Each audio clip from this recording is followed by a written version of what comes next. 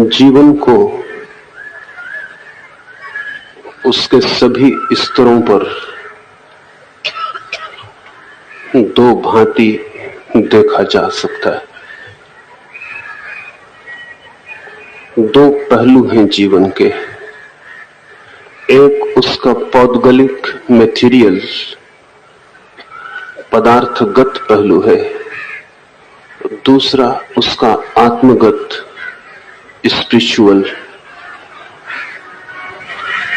यौन को भी दो दिशाओं से देखना आवश्यक है।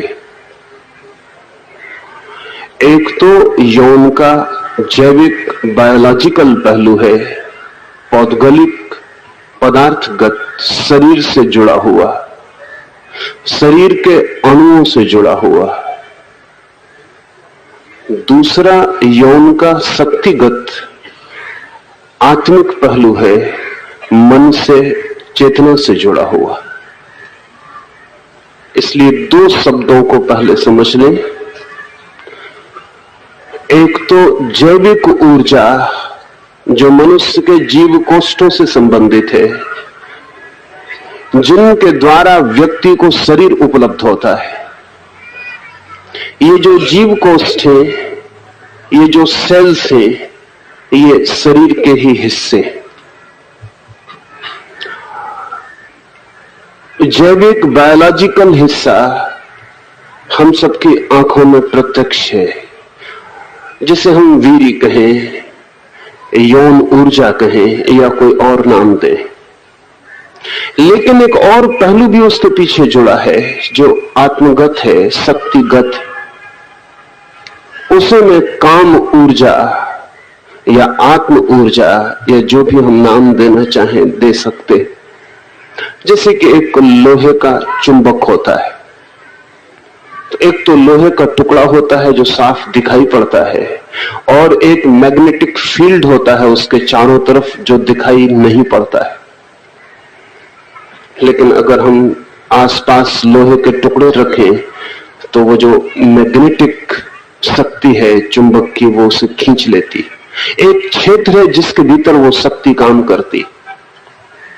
ये लोहे का टुकड़ा कल हो सकता है इसकी चुंबकीय शक्ति खो दे, तो भी लोहे का टुकड़ा रहेगा। उस लोहे के टुकड़े में वजन में अंतर नहीं पड़ेगा, उस लोहे के टुकड़े के कॉन्स्टिट्यूशन में भी कोई अंतर नहीं पड़ेगा, उसकी रचना और बनावट में भी कोई अंतर दिखाई नहीं पड़ेगा। लेकिन एक मौलिक अंतर हो जाएगा, मैग्नेटिक उसमें से मर गया है, उसमें से चुंबक जा चुका है। ये उदाहरण के लिए मैंने कहा, आत्मा एक फील्ड है, एक चुंबकीय क्षेत्र है। शरीर दिखाई पड़ता है, आत्मा के केवल प्रभाव दिखाई पड़ते हैं, जैसे चुंबक के प्रभाव दिखाई पड़ते हैं। ये जमीन है, ये दिखाई पड़ रही है, लेकिन जमीन पूरे वक्त हमें खींचे हुए है, वो दिखाई नहीं पड़ रहा। ये जमीन हमें छोड़ दे तो हम एक क्षण भी इस जमीन पर नहीं रह सकेंगे। अंतरिक्ष में जो यात्री यात्रा कर रहे हैं, उनके लिए अंतरिक्ष की यात्रा में जो सबसे ज्यादा कठिन बात है वो यही है कि जैसे ही 200 मील जमीन के मैग्नेटिक फील्ड को छोड़कर उनका यान ऊपर जाता है, वैसे ही जमीन की चुंबकीय शक्ति विदा हो जाती। तब फिर वे हवा के गुब्बारों की तरह अपने यान में भटक सकते। अगर उनकी पट्टियां छोड़ दी जाएं उनकी कुर्सियों से, तो जैसे गैस भरा हुआ गुब्बारा मकान की छत को छूने लगे, ऐसे ही वे भी यान की छत को छूने लगेंगे। ये जमीन हमें खींचे हुए है, लेकिन उसका हमें पता नहीं चलता, क्योंकि वो दिखाई पड़ने वाली बात नहीं है। जो दिखाई पड़ता है वो जमीन है, जो नहीं दिखाई पड़ता वो उसका ग्रेविटेशन। जो दिखाई पड़ता है वो शरीर है, जो नहीं दिखाई पड़ता वो मनस और आत्मा है। ठीक ऐसे ही काम के साथ, यौन के साथ दो पहलुओं को समझ लेना जरूरी है। जो दिखाई पड़ता है वो जैविक कोष्ठ है, जो नहीं दिखाई पड़ता है वो काम ऊर्जा है। इस सत्य को ठीक से न समझने से आगे बातें फैला के देखनी कठिन हो जाती। इस देश में काम ऊर्जा पर बड़े प्रयोग हुए। इस देश में 5000 वर्ष का लंबा इतिहास है, शायद उससे भी ज्यादा पुराना, क्योंकि हड़प्पा और मोहनजोदड़ो में भी ऐसी मूर्तियां मिली हैं जो इस बात की खबर देती हैं कि योग की धारणा तब तक विकसित हो चुकी होगी। हड़प्पा की मूर्तियां कोई 7000 साल पुरानी। 7000 साल के लंबे इतिहास में इस मुल्क ने काम ऊर्जा पर, सेक्स एनर्जी पर बहुत अनूठे प्रयोग किए, लेकिन उनको समझने में भूल हो जाती, क्योंकि काम ऊर्जा से हम जीव ऊर्जा, बायोलॉजिकल अर्थ लेकर कठिनाई में पड़ जाते हैं। इस देश के योगियों ने कहा है कि काम ऊर्जा, सेक्स एनर्जी नीचे से ऊपर की तरफ ऊर्ध्वगमन कर सकती। वैज्ञानिक कहता है कि हम शरीर को काट के भी देख लेते हैं योगी के, लेकिन उसके वीर्य कण तो वहीं पड़े रहते हैं, उसी जगह जहां साधारण आदमी के शरीर में पड़े होते। वीर्य ऊपर चढ़ता हुआ दिखाई नहीं पड़ता है, वीर्य ऊपर चढ़ता भी नहीं है, चढ़ भी नहीं सकता है। लेकिन जिस काम ऊर्जा के चढ़ने की बात की हो उसे हम समझ नहीं पाए। वीर्य कणों की वो बात नहीं है। वीर्य कणों के साथ एक और ऊर्जा जुड़ी हुई है जो दिखाई नहीं पड़ती, वो ऊर्जा ऊपर ऊर्ध्वगमन कर सकती। और जब कोई व्यक्ति यौन संबंध से गुजरता है तो उसके जैविक परमाणु तो उसके शरीर को छोड़ते ही है, साथ ही उसकी काम ऊर्जा, उसकी सेक्स एनर्जी भी उसके शरीर से बाहर जाती। वो सेक्स एनर्जी आकाश में खो जाती और काम यौन कण नए व्यक्ति को जन्म देने की यात्रा पर निकल जाते हैं। संभोग के क्षण में दो घटनाएं घटती हैं, एक जैविक और एक साइकिक। एक तो जीव शास्त्रीय दृष्टि से एक घटना घटती है, जैसे कि बायोलॉजिस्ट अध्ययन करता है, वो वीर्य कण का स्खलन। वो वीर्य कण का यात्रा पर निकलना है अपने विरोधी कण की खोज में, जिससे कि नए जीवन को वो जन्म दे पाए। और एक दूसरी घटना है जिसकी योग खोज करता है। वो दूसरी घटना है इस कृत्य में साथ ही मनस की शक्ति भी स्खलित होती है, वो तो सिर्फ शून्य में खो जाती। इस मनस शक्ति को ऊपर ले जाने के उपाय, और जब वीर्य के ऊर्ध्वगमन की बात कही जाती है तो कोई भूल के ये न समझे, कोई शरीर शास्त्री, कोई डॉक्टर भूल के ये न समझे कि वो वीर्य कणों के ऊपर ले जाने की बात है। वीर्य कण ऊपर नहीं जा सकते, उनके लिए कोई मार्ग नहीं है शरीर में। सहस्त्रार तक, मस्तिष्क तक पहुंचने के लिए कोई उपाय नहीं है उनका। जो चीज जाती है वो ऊर्जा है, वो मैग्नेटिक फोर्स है जो ऊपर की तरफ जाती है। ये जो मैग्नेटिक फोर्स है, इसके ही नीचे जाने पर वीर्य कण भी सक्रिय होते हैं। बच्चा जब पैदा होता है, लड़की जब पैदा होती है, तब वे अपने यौन संस्थान को पूरा का पूरा लेकर पैदा होते हैं। स्त्री तो अपने जीवन में जितने रजकणों का उपयोग करेगी उन सबको लेकर ही पैदा होती है, फिर कोई नया रजकण पैदा नहीं होता। कोई 3 लाख छोटे अंडों को लेकर स्त्री पैदा ही होती है, बच्ची पैदा ही होती।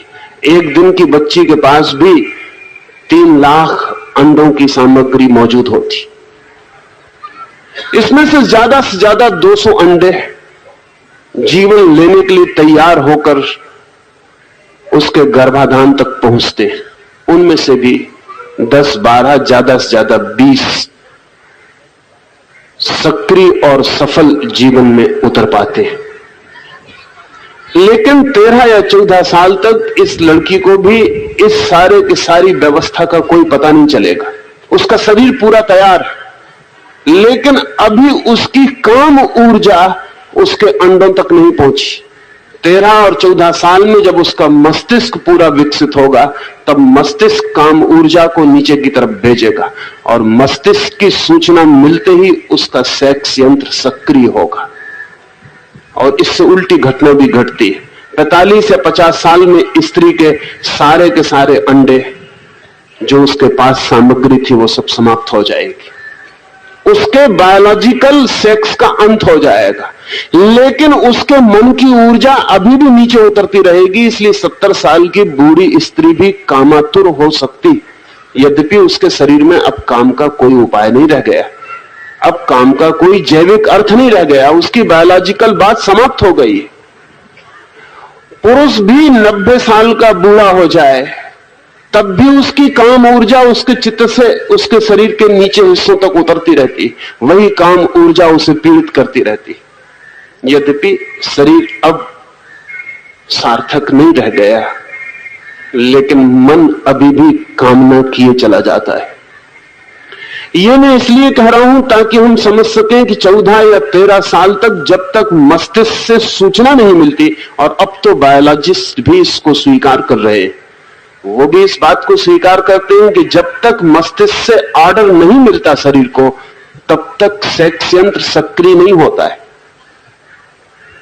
इसलिए अगर हम मस्तिष्क के कुछ हिस्सों को काट दें तो एक व्यक्ति का सेक्स जीवन भर के लिए समाप्त हो जाएगा, या मस्तिष्क के कुछ हिस्सों को हार्मोन के इंजेक्शंस देकर जल्दी ऑर्डर देने के लिए तैयार कर ले तो 7 साल का लड़का या 5 साल की लड़की भी, उसका भी सेक्स यंत्र सक्रिय हो जाएगा। अगर हम बूढ़े आदमी को वीर्य कणों का इंजेक्शन दे सकें तो वो 80 साल में भी गर्भाधान कर सकेगा। अगर हम स्त्री के ओवरी में अंडे रख सके 90 साल की स्त्री के, तो भी गर्भाधान हो जाएगा, क्योंकि काम ऊर्जा तो प्रवाहित हो रही है, सिर्फ उसका बॉडीली पार्ट, उसका शारीरिक हिस्सा समाप्त हो गया है।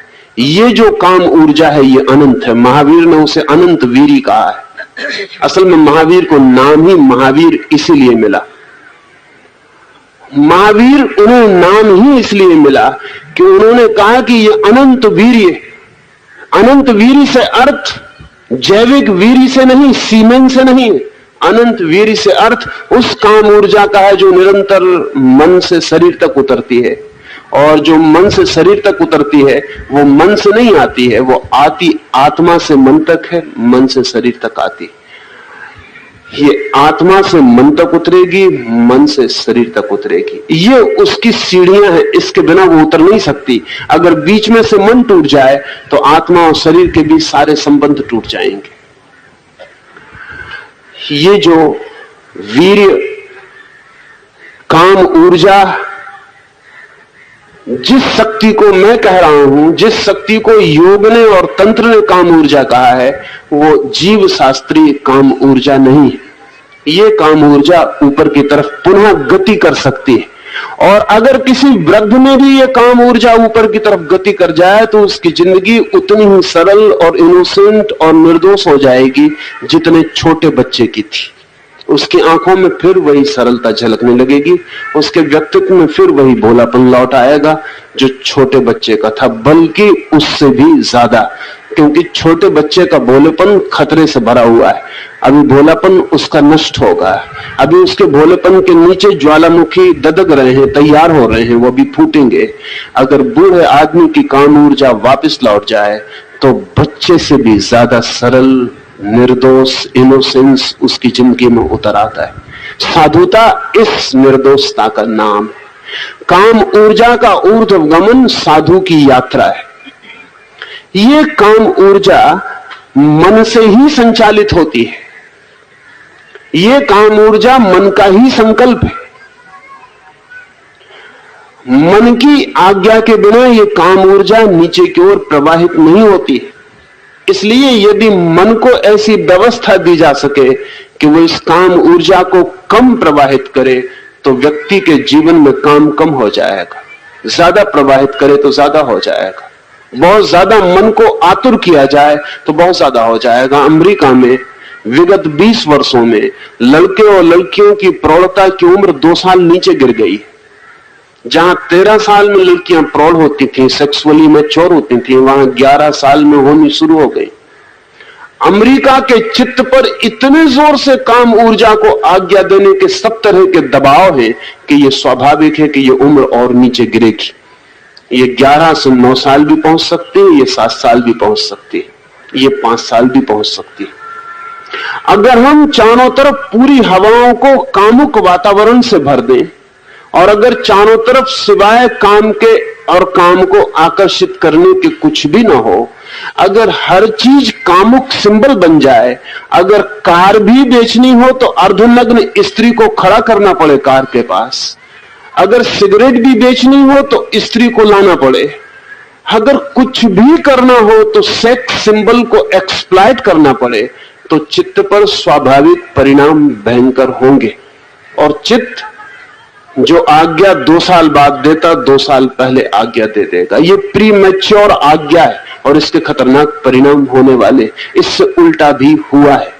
इस देश में हमने 25 वर्ष तक भी युवक और युवतियों को यौन के जगत से बिल्कुल ही अछूता रखने में सफलता पाई थी, लेकिन उल्टा ही सब किया था। सारी व्यवस्था बदली थी। चित्त आज्ञा न दे इसके सारे उपाय किए थे, चित्त आज्ञा न दे इसकी सारी व्यवस्था की थी। उस तरह के व्यायाम का उपयोग किया था, उस तरह के आसन का उपयोग किया था, उस तरह के ध्यान का उपयोग किया था, उस तरह के मनन और चिंतन का उपयोग किया था, उस तरह के संकल्प और विल पावर का उपयोग किया था जो मन को आज्ञा देने में रोकेगा। और अगर 25 वर्ष तक किसी व्यक्ति के मन को काम ऊर्जा में नीचे उतरने से रोका जा सके, तो वो इतने आनंद को अनुभव कर लेता है कि कल अगर वो काम ऊर्जा के जगत में गया भी, अगर वो यौन के जगत में गया भी, तो उसके सामने कंपैरिजन होता है। उसे पता होता है कि जब वो नहीं गया था तब का आनंद और जब गया तब के आनंद में बुनियादी फर्क है। और इसलिए उसका चित्त निरंतर कहता है कि कब मैं वापस लौट जाऊं। इसलिए 25 साल तक जो ब्रह्मचर्य के जीवन में रहा है, वो 50 साल के बाद पुनः सन्यासी की दुनिया की तरफ उन्मुख होना शुरू हो जाए, क्योंकि उसके पास तुलना का उपाय है। आज जब हम किसी व्यक्ति को ब्रह्मचर्य के आनंद की बात कहते हैं तो बात का कोई अर्थ ही नहीं होता, क्योंकि उसे ब्रह्मचर्य के आनंद का कोई भी पता नहीं। वो एक ही सुख को जानता है जो कि उसे यौन से मिलता है। इसलिए ब्रह्मचर्य की बात बिल्कुल ही व्यर्थ मालूम पड़ती, अकाम की बात उसके लिए सार्थक नहीं मालूम पड़ती, वो उसके अनुभव का हिस्सा नहीं है। और मजे की बात यह है कि एक बार ऊर्जा नीचे की तरफ प्रवाहित होनी शुरू हो जाए तो उसे ऊपर की तरफ प्रवाहित करना कठिन हो जाता है। मार्ग बन जाते। अगर आप घर में एक पानी का गिलास लुढ़का दें तो पानी एक मार्ग बना के बह जाएगा, फिर धूप पड़ेगी, पानी उड़ जाएगा, कुछ भी नहीं बचेगा उस जमीन पर, लेकिन पानी के बहने की सूखी रेखा बच जाएगी। अगर आप दूसरी दफे पानी उस कमरे में डालें तो 100 में 99 मौके ये हैं कि उसी सूखी रेखा को पकड़ के वो पानी फिर बहेगा। लीस्ट रेसिस्टेंस को पकड़ना स्वभाव है। जहां कम से कम तकलीफ होती है वहीं बह जाने की इच्छा होती। एक बार अपरिपक्व मन जब काम की दुनिया में उतर जाता है, यौन की दुनिया में उतर जाता है, तो जीवन भर जब भी शक्ति इकट्ठी होती, लीस्ट रेसिस्टेंस का नियम मान के वो उसी मार्ग से बह जाने की तत्परता दिखलाती। और जब तक नहीं बह जाती तब तक भीतर पीड़ा, परेशानी अनुभव होती है। जब वो बह जाती तो रिलीफ मालूम होती है, हल्का हो गया मन, भार से हम मुक्त हो गए। लेकिन अगर एक बार ऊपर की तरफ जाने वाला मार्ग खुल जाए तो फिर निरंतर उसका स्मरण आता रहता है। किस विधि से मन यौन ऊर्जा को ऊर्ध्वगामी बना सकता है? 3 बातें इस संबंध में समझ लेनी जरूरी है। पहली बात तो यह समझ लेनी जरूरी है कि जो चीज भी नीचे जा सकती है वो चीज ऊपर भी जा सकती है। इसे वैज्ञानिक सूत्र समझा जा सकता है। असल में जिस चीज में भी नीचे जाने का उपाय है उसमें ऊपर जाने का भी उपाय होगा ही, चाहे हमें पता हो और चाहे हमें पता ना हो। जिस रास्ते से हम नीचे जा सकते हैं उसी रास्ते से ऊपर भी जा सकते हैं। रास्ता वही होता है, सिर्फ रुख बदलना होता है। आप यहां तक आए हैं जिस रास्ते से अपने घर से, इसी रास्ते से आप घर वापस लौटेंगे। सिर्फ आपकी अभी पीठ घर की तरफ थी, अब मुंह घर की तरफ होगा। कोई दरवाजा ऐसा नहीं है जो बाहर लाए और भीतर न ले जा सके। जिंदगी दोहरे आयाम में फैलती है। अगर ऊर्जा नीचे उतर सकती है तो ऊर्जा ऊपर जा सकती है। इस पहले नियम को मन को ठीक से समझ लेना जरूरी है, क्योंकि जो हो सकता है मन केवल उसी को करने को राजी होता है। मन असंभव की तलाश छोड़ देता है। उसे साफ ख्याल में आना चाहिए कि ये हो सकता है, ये हो सकता है। अगर पहाड़ से पानी नीचे की तरफ गिरता है तो साधारणता तो पहाड़ से पानी नीचे की तरफ गिरता है, ऊपर की तरफ नहीं जाता। हजारों साल तक ऊपर तक ले जाने का हमें कुछ भी पता नहीं था, लेकिन जो चीज नीचे आ सकती है वो ऊपर भी जा सकती है। अब हम पहाड़ों से भी ऊंचाई पर पानी को पहुंचा सकते हैं, क्योंकि जिस नियम से पानी नीचे आता है उस नियम के विपरीत प्रयोग करने से पानी ऊपर चढ़ जाता है।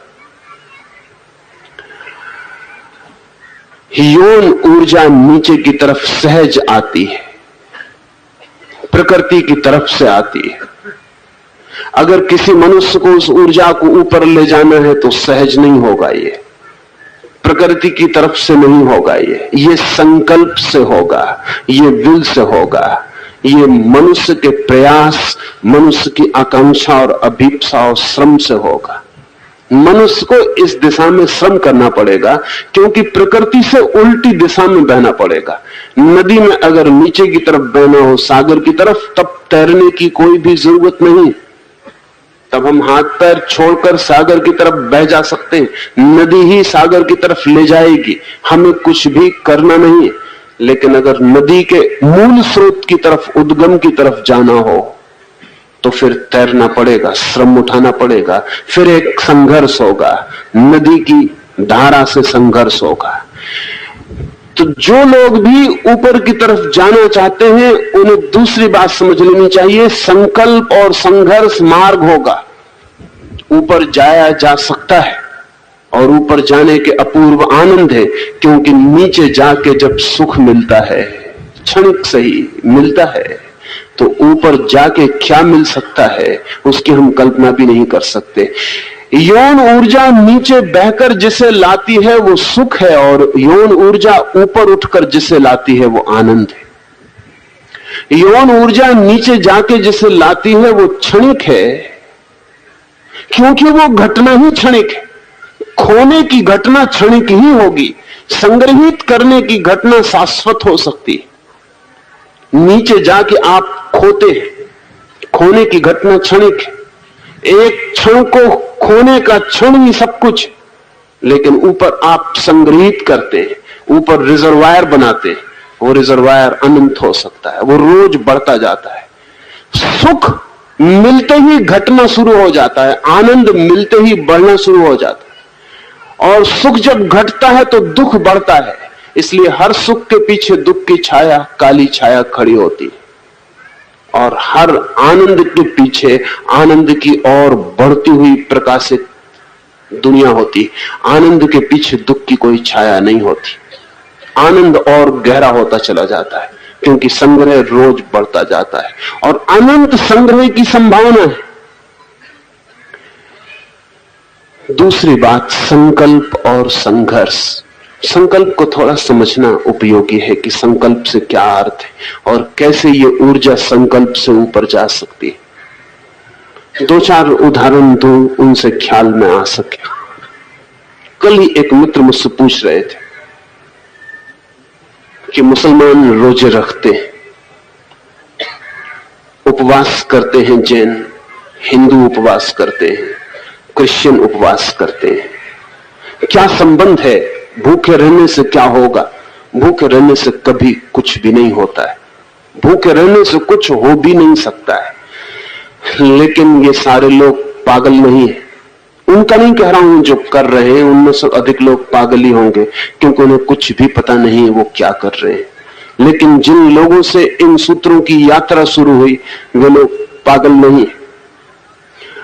आदमी की जिंदगी में भोजन की आकांक्षा सबसे गहरी है, क्योंकि वो सर्वाइवल के लिए, बचने के लिए सबसे जरूरी चीज।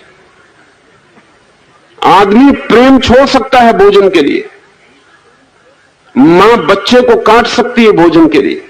बंगाल के अकाल में माओं ने अपने बच्चे बेच दिए। पति पत्नी को काट सकता है, बेच सकता है, पत्नी पति को फेंक सकती है। मरने के क्षण में जहां अंतिम स्थिति बचाने की हो जाए, वहां चित्त पूरे जोर से कहेगा अपने को बचाओ, क्योंकि शेष सब फिर से हो सकता है, लेकिन बचना फिर दोबारा नहीं हो सकता। पति फिर मिल सकता है, बेटा फिर पैदा हो सकता है, लेकिन स्वयं के पाने का दोबारा क्या उपाय। इसलिए भोजन सर्वाइवल की गहरी से गहरी आकांक्षा है। अब एक आदमी को महीने भर के लिए भूखा रख दिया है। जब वो भूखा है तब 24 घंटे उसे याद आती है भोजन करूं, भोजन करूं, भोजन करूं।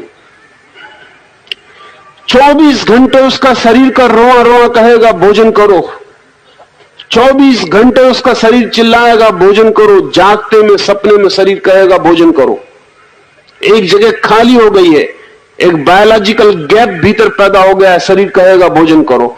और इसी वक्त वो परमात्मा की प्रार्थना में लगा है। शरीर चिल्ला रहा है भोजन की प्यास और वो चिल्ला रहा है परमात्मा की प्यास। थोड़ी देर में, थोड़े ही समय में, दिन, 2 दिन, 4 दिन, और शरीर की वो जो भोजन की प्यास से कन्वर्ट हो जाएगी और परमात्मा की प्यास बन जाएगी। वो जो शरीर की भोजन की मांग है, अगर वो नहीं झुका और संकल्प किए ही चला गया कि नहीं भोजन नहीं परमात्मा, नहीं भोजन नहीं परमात्मा, अगर शरीर के सामने नहीं झुका और कहता चला गया भोजन नहीं परमात्मा, तो 4-6 दिन के भीतर शरीर भोजन की जगह परमात्मा को पुकारने लगेगा। ये रूपांतरण हुआ, ये ट्रांसफॉर्मेशन हुआ। एनर्जी जो भोजन को मांगती थी वो परमात्मा को मांगने लगी। इस तरह भोजन की तरफ जाते हुए संकल्प को परमात्मा की तरफ मोड़ दिया गया। एक बड़ा रूपांतरण है। संकल्प शक्तियों के रूपांतरण का नाम है। जब चित्त मांगता है यौन, जब चित्त मांगता है दूसरे को, अपोजिट को, स्त्री पुरुष को, पुरुष स्त्री को, जब चित्त मांगता है कि दूसरे की तरफ बहो, तब बहाव का रूपांतरण करना पड़ेगा। तब चित्त जिस ढंग से दूसरे को मांगता है उससे उल्टी प्रक्रिया करनी पड़ेगी, ताकि चित्त की ये मांग परमात्मा की, मोक्ष की, निर्वाण की मांग बन जाए। अब इसके लिए 2-3 बातें ख्याल में लेनी जरूरी हैं। जैसे ही चित्त मांगता है, यौन की मांग करता है, सेक्स की मांग करता है, शरीर सेक्स की तैयारी करने लगता है। यौन केंद्र मूलाधार से दूसरे की मांग की स्फुरना शुरू हो जाती है। यौन केंद्र बहेगामी हो जाता है। इस क्षण में तंत्र कहता है अगर यौन केंद्र को अंतर्गामी किया जा सके, भीतर की तरफ खींचा जा सके, जिसे योनि मुद्रा का नाम दिया है, अगर यौन केंद्र मूलाधार को भीतर की तरफ खींचा जा सके, तो तत्काल आप 2 क्षण में पाएंगे कि शरीर ने यौन की मांग बंद कर दी। लेकिन मांग पैदा हो गई थी, शक्ति जग गई थी, और अब मांग बंद हो गई। इस शक्ति को ऊपर ले जाया जा सकता है। जैसे ही हम सेक्स का विचार करते हैं, वैसे ही हमारा चित्त जननेंद्रिय की तरफ बहने लगता है। तो जननेंद्रिय को भीतर की ओर खींच लेते ही जननेंद्रिय से बाहर जाने वाले सब द्वार बंद हो जाते हैं, और जो ऊर्जा जग गई है, अगर उस क्षण में हम आंखों को बंद कर ले और इस तरह देखने लगे जैसे सिर की छत की तरफ भीतर देख रहे हो, तो ऊर्जा ऊपर की तरफ बहनी शुरू हो जाती। ये एक महीने भर के प्रयोग में अभूतपूर्व अनुभव में किसी भी व्यक्ति को उतार दिया जा सकता है। जब भी यौन का ख्याल उठे, तभी यौन केंद्र को, मूलाधार को भीतर की ओर खींच ले, आंख बंद करें और सिर की छत की तरफ अंदर से जैसे ऊपर देख रहे हो, देखना शुरू कर दें। और आप एक महीने भर के भीतर, 21 दिन के भीतर पाएंगे कि आपके भीतर से कोई चीज नीचे से ऊपर की तरफ जानी शुरू हो गई। ये वस्तुतः अनुभव होगा कि कोई चीज ऊपर बहने लगी, कोई चीज ऊपर उठने लगी। उसे कोई कुंडली का नाम कहता है, उसे कोई और कोई नाम दे सकता है। इसमें 2 बिंदुओं पर ध्यान देना जरूरी है। एक तो सेक्स सेंटर पर, मूलाधार पर, और दूसरे सहस्त्रार पर। सहस्त्रार हमारा ऊपर का केंद्र है, सबसे ऊपर, और मूलाधार हमारा सबसे नीचे का केंद्र है। मूलाधार को सिकोड़ने भीतर की तरफ, तो उसमें जो शक्ति पैदा हुई है वो शक्ति मार्ग खोज रही है, और अपने चित्त को ले जाएं ऊपर की तरफ तो वही मार्ग खुला रह जाता है। चित्त जिस तरफ देखता है उसी तरफ शरीर की शक्तियां बहनी शुरू हो जाती। ये ट्रांसफॉर्मेशन की छोटी सी विधि है, और इसका अगर प्रयोग करें तो ब्रह्मचर्य बिना सप्रेशन के, ये सप्रेशन नहीं है, ये सब्लिमेशन है, ये दमन नहीं है। दमन का तो मतलब है ऊपर का द्वार नहीं खुला है और नीचे के द्वार पर रोके चले जा रहे हैं, तब उपद्रव होगा, तब विक्षिप्तता होगी, पागलपन होगा। अगर मार्ग भी है शक्ति के लिए तो दमन नहीं होगा, सिर्फ ऊर्ध्व गमन होगा, शक्ति नीचे से ऊपर की तरफ उठनी शुरू हो जाएगी। ये तो एक प्रायोगिक बात मैंने आपसे कही, इसका प्रयोग करें और समझें। ये कोई सैद्धांतिक बात नहीं है, न कोई बौद्धिक शास्त्रीय बात है, ये करोड़ों लोगों के अनुभूत घटना है और सरलतम प्रयोग है, कठिन बहुत नहीं है। और एक बार मस्तिष्क के ऊपरी छोरों पर रस के फूल खिलने शुरू हो जाएं तो आपकी जिंदगी से यौन विदा होने लगेगा, वो धीरे धीरे खो जाएगा और एक नई ही ऊर्जा का, नई ही शक्ति का, एक नए ही वीर का, एक नई दीप्ति का, एक नए आलोक का और एक नया ही संसार शुरू हो जाता है। फिजियोलॉजिस्ट से इसका कोई लेना देना नहीं है। इस जो शक्ति ऊपर उठेगी, इसको अगर हम शरीर को काट के देखें तो वो कहीं भी नहीं मिलेगी, वो मैग्नेटिक फील्ड की तरह है। अगर हम हड्डियों को तोड़े फोड़े तो कहीं भी उसका सुराख नहीं मिलेगा, कहीं उसका कोई पता नहीं चलेगा। वो शारीरिक घटना नहीं है, वो घटना साइकिक, वो घटना मनस में घटती और शरीर के तल पर लेकिन अंतर पड़ने शुरू हो जाएंगे, क्योंकि उस शक्ति के नीचे प्रवाहित होने पर शरीर के वीर कणों का भी प्रवाह बाहर की तरफ होता है। वो शक्ति नीचे नहीं बहेगी तो शरीर के वीर कण भी बाहर की ओर बहने बंद हो जाएंगे, शरीर भी संरक्षित होगा। लेकिन शरीर के संरक्षण के लिए यह प्रयोग नहीं है। शरीर किसी भी तरह संरक्षित हो या ना हो, शरीर की उम्र है और वो मरेगा, वो सड़ेगा, वो जाएगा, उसके जन्म और मृत्यु के बीच एक फासला है, उतना वो पूरा कर लेगा। बड़ी जो घटना घटेगी वो साइकिक एनर्जी की है, वो मनस ऊर्जा की है, और जितनी मनस ऊर्जा व्यक्ति के पास हो उतना ही व्यक्ति का विस्तार होने लगता है, उतना ही वो फैलने लगता है, उतना ही वो विराट होने लगता है। और जिस दिन एक कण भी व्यक्ति की मनुष्य ऊर्जा का नीचे की तरफ प्रवाहित नहीं होता, उसी दिन व्यक्ति घोषणा कर सकता है अहम ब्रह्मास्मि, वो कह सकता है मैं ब्रह्म हूं। ये अहम ब्रह्मास्मि की घोषणा कोई तार्किक निष्पत्ति, कोई लॉजिकल कंक्लूजन नहीं है, ये एक एग्जिस्टेंशियल कंक्लूजन है, ये एक अस्तित्वगत अनुभव है। जिस दिन विराट से संबंध होता है उस दिन पता चलता है कि मैं व्यक्ति नहीं विराट हूं। लेकिन ये विराट का अनुभव विराट शक्ति के संरक्षण से हो सकता है, और इस शक्ति का संरक्षण जब तक काम ऊर्जा ऊपर की तरफ प्रवाहित न हो तब तक असंभव है।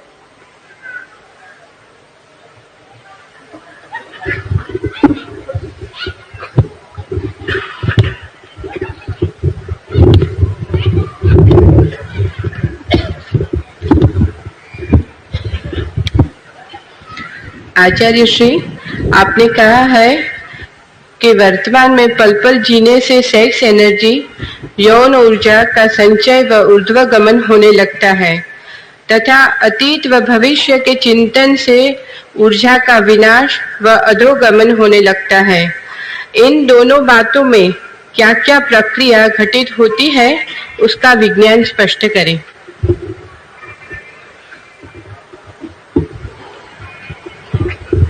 जीवन है अभी और यहीं, जीवन है क्षण क्षण में, जीवन है पल पल में। लेकिन मनुष्य का चित्त सोचता है पीछे की, मनुष्य का चित्त सोचता है आगे की। और ये जो चित्त का चिंतन है जब काम से संबंधित होता है तो मनुष्य का चित्त सोचता है उन काम संबंधों के संबंध में, उन यौन अनुभवों के संबंध में जो पीछे घटित हुए, और उन यौन संबंधों की कल्पना करता है जो आगे घटित होंगे, हो सकते हैं, होने की आकांक्षा है। और जब चित्त इस तरह के चिंतन में खो जाता है पीछे और आगे, तो शारीरिक वीर्यकण तो नष्ट नहीं होते, लेकिन जिस यौन ऊर्जा की, जिस काम ऊर्जा की, जिस साइकिक एनर्जी की मैंने बात कही, वो नष्ट होनी शुरू हो जाती। शरीर के वीर्यकण तो वास्तविक संभोग में नष्ट होंगे, लेकिन मन की ऊर्जा चिंतन में ही नष्ट होने लगती है। इसलिए भाव से भी जो काम का चिंतन करता है वो अपनी ऊर्जा को अधोगामी करता है। भाव से भी, विचार से भी उसने एक रत्ती भर शक्ति शरीर की नहीं खोई, सिर्फ सोच रहा है। उन संभोगों के संबंध में जो उसने किए या उन संभोगों के संबंध में जो वो करेगा, सिर्फ चिंतन कर रहा है। इतना चिंतन भी काफी है मन की ऊर्जा के विनाश के लिए। मन की ऊर्जा तो विनष्ट होनी शुरू हो जाएगी, और मन की ये ऊर्जा ही असली ऊर्जा है। संभोग से तो सिर्फ शरीर के ही कुछ कण खोते हैं, लेकिन मन के संभोग से, इस मेंटल सेक्स से, इस मानसिक यौन से मन की विराट ऊर्जा नष्ट होती। शरीर तो आज नहीं कल पूरा ही नष्ट हो जाएगा। शरीर उतना चिंतनीय नहीं है, क्योंकि मन की जो ऊर्जा है वो अगले जन्म में भी आपके साथ होगी। उस ऊर्जा का ही असली सवाल है। इसलिए जब मैंने ये कहा कि जो व्यक्ति पल पल जीता है, न पीछे की सोचता न आगे की सोचता काम के संबंध में, तो वो पीछे की भी नहीं सोचता, आगे की भी नहीं सोचता, पल पल जीता है, उसकी मानसिक ऊर्जा के विसर्जन का कोई उपाय नहीं रह जाता। और भी एक मजे की बात है, जो आदमी अतीत का चिंतन कम करता है, भविष्य की चिंता कम करता है, जो सामने होता है उसी को करता है, उसी में पूरा डूब कर जीता है, उसकी जिंदगी में तनाव, टेंशन्स कम हो जाते हैं। और जितना तनाव कम हो उतनी सेक्स की जरूरत कम हो जाती है, जितना तनाव ज्यादा हो उतनी सेक्स की जरूरत बढ़ जाती है। क्योंकि सेक्स रिलीफ का काम करने लगता है, वो तनाव के बिखेरने का काम करने लगता है। इसलिए जितना चिंतित आदमी हो उतना कामुक हो जाएगा, और जितना चिंतित समाज है उतना कामुक हो जाएगा। जैसे आज यूरोप या अमेरिका अत्यधिक चिंतित है तो जीवन सारा काम से भर जाएगा। जितना निश्चिंत व्यक्ति है उतनी काम की जरूरत कम हो जाएगी, क्योंकि तनाव इतने इकट्ठे नहीं होते कि शरीर से शक्ति को फेंक के उन्हें हल्का करना पड़े। अतीत और भविष्य की बहुत ज्यादा चिंतना तनावग्रस्त करती है, टेंशन पैदा करती है। वर्तमान में जिए जाना तनाव मुक्त करता है। जो आदमी अपने बगीचे में गड्ढा खोद रहा है, गड्ढा ही खोद रहा है। जो आदमी खाना खा रहा है, खाना ही खा रहा है। जो आदमी सोने गया है तो सोने ही गया है। दफ्तर में है तो दफ्तर में है, घर में है तो घर में है। जिससे मिल रहा है उससे मिल रहा है, जिससे बिछुड़ गया उससे बिछुड़ गया। जो आदमी आगे पीछे बहुत समेट के नहीं चलता है, उसके चित्त पर इतने कम भार होते हैं कि उसकी काम की जरूरत निरंतर कम हो जाती। तो दो कारणों से मैंने ऐसा कहा। एक तो चिंतन करने से काम के मानसिक काम ऊर्जा विनष्ट होती है। दूसरा, अतीत और भविष्य की कामनाओं में डूबे होने से तनाव इकट्ठे होते हैं, और जब तनाव ज्यादा इकट्ठे हो जाएं तो शरीर को अनिवार्य रूप से अपनी शक्ति कम करनी पड़ती है। शक्ति कम करके जो शिथिलता अनुभव होती है, उस शिथिलता में विश्राम मालूम पड़ता है। शिथिलता को हम विश्राम समझे हुए हैं। थक के गिर जाते हैं तो सोचते हैं आराम हुआ, थक के टूट जाते हैं तो लगता है अब सो जाएं, अब चिंता नहीं रही। चिंता के लिए भी शक्ति चाहिए, लेकिन चिंता ऐसी शक्ति है जो भंवर बन गई और जो पीड़ा देने लगी। अब उस शक्ति को बाहर फेंक देना पड़ेगा। उस शक्ति को बाहर हम निरंतर फेंक रहे हैं, और हमारे पास शक्ति को बाहर फेंकने का एक ही उपाय दिखाई पड़ता है, क्योंकि ऊपर जाने का तो हमारे मन में कोई ख्याल नहीं, नीचे ही जाने का एकमात्र बंधा हुआ मार्ग है। इसलिए जो व्यक्ति चिंता नहीं करता, अतीत की स्मृतियों में नहीं डूबा रहता, भविष्य की कल्पनाओं में नहीं डूबा रहता, जीता है अभी और यही वर्तमान में। इसका यह मतलब नहीं कि आप कल सुबह ट्रेन से जाना हो तो आज टिकट नहीं खरीदेंगे, लेकिन कल की टिकट खरीदनी आज का ही काम है। लेकिन आज ही कल की गाड़ी में सवार हो जाना खतरनाक है, और आज ही बैठ के कल की गाड़ी पर क्या क्या मुसीबतें होंगी और कल की गाड़ी में बैठ के क्या क्या होने वाला है, इस सब के चिंतन में खो जाना खतरनाक है। नहीं, यौन इतना बुरा नहीं है जितना यौन का चिंतन बुरा है। यौन तो सहज प्राकृतिक घटना भी हो सकती, लेकिन उसका चिंतन बड़ी अप्राकृतिक और परवर्शन, वो विकृति। एक आदमी सोच रहा है, योजनाएं बना रहा है, 24 घंटे सोच रहा है, और कई बार तो ऐसा होता है। मनोवैज्ञानिक कहते हैं कि सैकड़ों हजारों लोगों के अनुभव के बाद ये पता चलता है कि आदमी मानसिक यौन में इतना रस लेने लगता है कि वास्तविक यौन में तो उसे रस ही नहीं आता, फिर वो फीका मालूम पड़ता है। चित्त में ही जो यौन चलता है वही ज्यादा रसपूर्ण और रंगीन मालूम होने लगता है। चित्त में यौन की इस तरह से व्यवस्था हो जाए तो हमारे भीतर कंफ्यूजन पैदा होता है। चित्त का काम नहीं है यौन। गुरजीएफ कहा करता था कि जो लोग यौन के केंद्र का काम चित्त के केंद्र से करने लगते हैं उनकी बुद्धि भ्रष्ट हो जाती होगी ही, क्योंकि उन दोनों के काम अलग है। अगर कोई आदमी कान से भोजन करने की कोशिश करने लगे तो कान तो खराब होगा ही और भोजन भी नहीं पहुंचेगा, दोनों ही उपद्रव हो जाएंगे। व्यक्ति के शरीर में हर चीज का सेंटर है, चित्त काम का सेंटर नहीं है।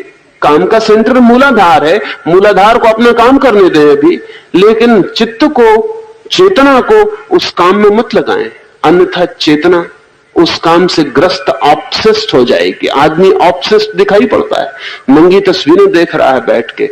अब मूलाधार को नंगी तस्वीरों से कोई भी संबंध नहीं है, उसके पास आंख भी नहीं। आदमी नंगी तस्वीरें देख रहा है, ये मन से देख रहा है, और मन में तस्वीरों का विचार कर रहा है, योजनाएं बना रहा है, कल्पनाएं कर रहा है, रंगीन चित्र बना रहा है। ये सब के सब मिलके उसके भीतर सेंटर्स का कंफ्यूजन पैदा कर रहे हैं। मूलाधार का काम चित्त करने लगेगा और मूलाधार तो चित्त का काम नहीं कर सकता है। बुद्धि भ्रष्ट होगी, चित्त भ्रमित होगा, विक्षिप्त होगा। पागलखानों में जितने लोग बंद हैं उनमें से 90% लोग चित्त से यौन का काम लेने के कारण पागल है। पागलखानों के बाहर भी जितने लोग पागल हैं, अगर उनके पागलपन का हम पता लगाने जाएं तो हमें पता चलेगा कि उसमें भी 90% यौन ही कारण है। उनकी कविताएं पढ़ें तो यौन, उनकी तस्वीरें देखें तो यौन, उनकी पेंटिंग देखें तो यौन, उनका उपन्यास देखें तो यौन, उनकी फिल्म देखने जाएं तो यौन, उनका सब कुछ यौन से घिर गया है। ऑब्सेशन है ये पागलपन है। अगर पशुओं को भी हमारे संबंध में पता होगा तो वो भी हमसे हंसते होंगे कि आदमी को क्या हो गया है। अगर हमारी कविताएं वो पढ़ें, भला कालिदास की हो, तो पशुओं को बड़ी हैरानी होगी कि इन कविताओं की जरूरत क्या है, इनका अर्थ क्या है। वे हमारे चित्र देखें चाहे पिकासो के हो, तो पशुओं को बड़ी हैरानी होगी कि इन चित्रों का मतलब क्या है। ये स्त्रियों के स्तनों को इतना चित्रित करने की कौन सी आवश्यकता है, क्या प्रयोजन। आदमी जरूर कहीं पागल हो गया है। पागल इसलिए हो गया है कि जो काम मूलाधार का है, सेक्स सेंटर का है, वो इंटेलेक्ट से ले रहा है। इसलिए इंटेलेक्ट से जो काम लिया जा सकता था उसका तो समय नहीं बचता है। बुद्धि परमात्मा की तरफ यात्रा कर सकती है, लेकिन वो मूलाधार का काम कर रही है। चेतना परम जीवन का अनुभव कर सकती है, लेकिन चेतना सिर्फ फैंटेसीज में जी रही है, सेक्सुअल फैंटेसीज में जी रही, वो सिर्फ यौन के चित्रों में भटक रही। इसलिए मैंने कहा अतीत का मत सोचें, भविष्य का मत सोचें, यौन के संबंध में तो बिल्कुल ही नहीं, अभी जिए। और जितना यौन पल में आ जाता हो उसे आने दें, घबराएं मत, लेकिन उस यौन के समय भी जो मैंने ऊर्ध्वगमन की यात्रा की बात कही है, अगर उसका थोड़ा स्मरण करें तो बहुत शीघ्र शक्ति का ऊपर प्रवाह शुरू हो जाता है। और धन्यता जैसी उस प्रवाह में अनुभव होती है, वैसी जीवन में और कभी अनुभव नहीं होती।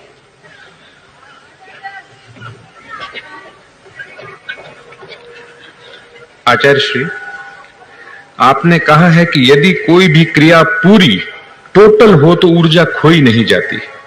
कृपया बताएं कि टोटल एक्शन का आप क्या अर्थ लेते हैं, और यह भी बताएं कि संभोग की प्रक्रिया में टोटल यानी पूर्ण होने का क्या अर्थ है। क्या उसमें ऊर्जा के क्षय न होने का अर्थ है क्या? कर्म पूर्ण हो, कृत्य पूरा हो तो ऊर्जा क्षीण नहीं होती। कोई भी कर्म पूरा हो तो ऊर्जा क्षीण नहीं होती है।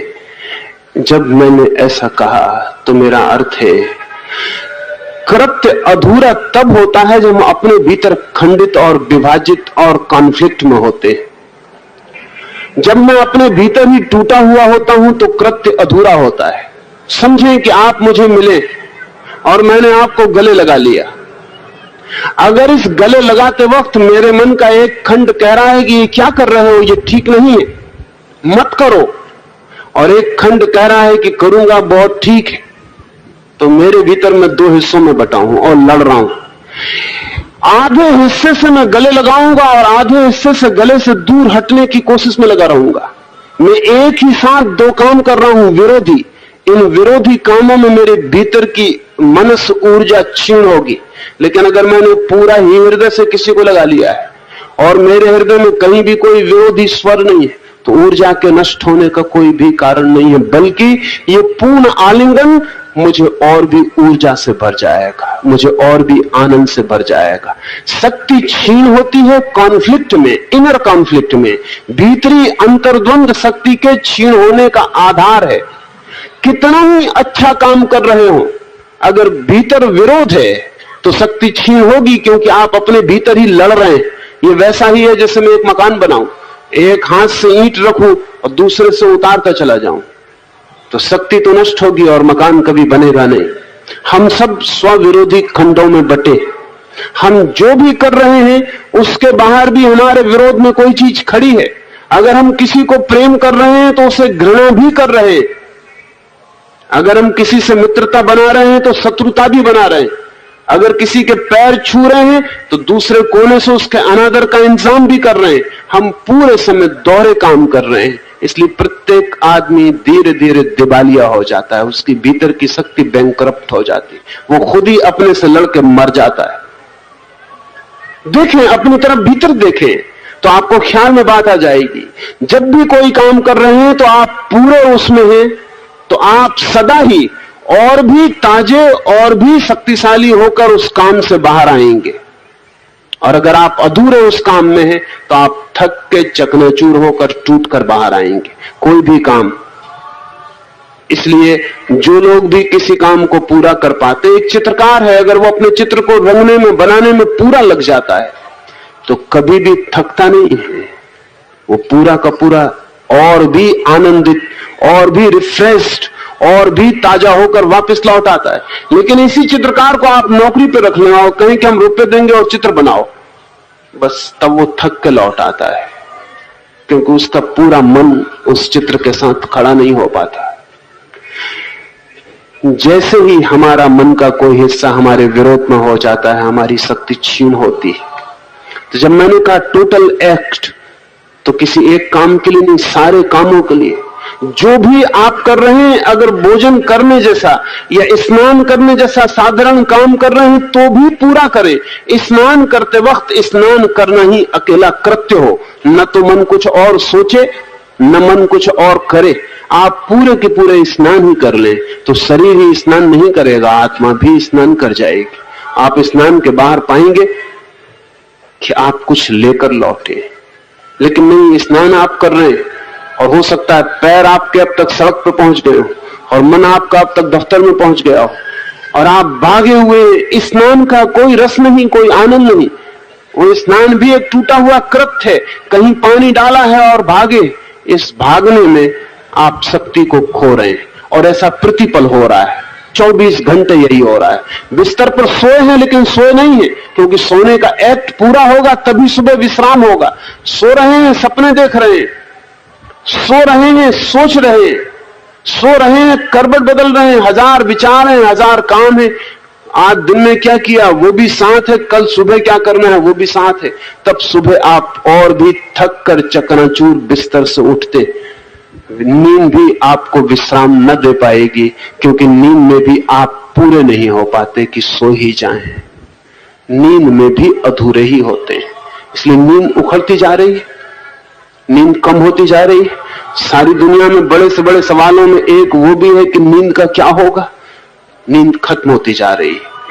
नींद खत्म होगी क्योंकि नींद कहती है पूरे सो तो ही सो सकते हो, लेकिन 24 घंटे हम टूटे हुए हैं, और जब सब कामों में टूटे हुए हैं तो नींद में इकट्ठे कैसे हो सकते हैं। रात तो हमारे दिन भर का जोड़ है। जैसे हम दिन भर रहे हैं वैसे ही हम रात नींद में भी होंगे। और ध्यान रहे, जैसे हम रात नींद में होंगे कल का दिन भी उसी आधार पर फैलेगा और विकसित होगा। फिर जिंदगी पूरी टूट जाती है, न तो हम ठीक से जी पाते। जीते वक्त भी हजार तरह के लोग हैं। एक मित्र को मेरे पास अभी लाया गया था, उनको जो लोग लाए थे उन्होंने कहा कि ये 5 बार आत्महत्या का प्रयास कर चुके हैं। मैंने कहा बड़े गजब के आदमी, प्रयास भी अधूरा करते हैं मालूम होता है। 5 बार। और जो आदमी 5 बार आत्महत्या का प्रयास कर चुका है वो जी रहा होगा पूरा, ये तो माने नहीं जा सकता। अगर पूरी जी रहा हो तो मरने की क्या जरूरत आ जाए। पूरा जिएगा भी नहीं, पूरा मरेगा भी नहीं। 5 बार प्रयास कर चुके हैं। तो मैंने कहा उनसे कि अब तो शर्म खाओ, अब प्रयास मत करो, 5 बार काफी है। लेकिन 5 बार कोई आदमी आत्महत्या करके नहीं कर पाया और बच गया, इसका मतलब क्या है?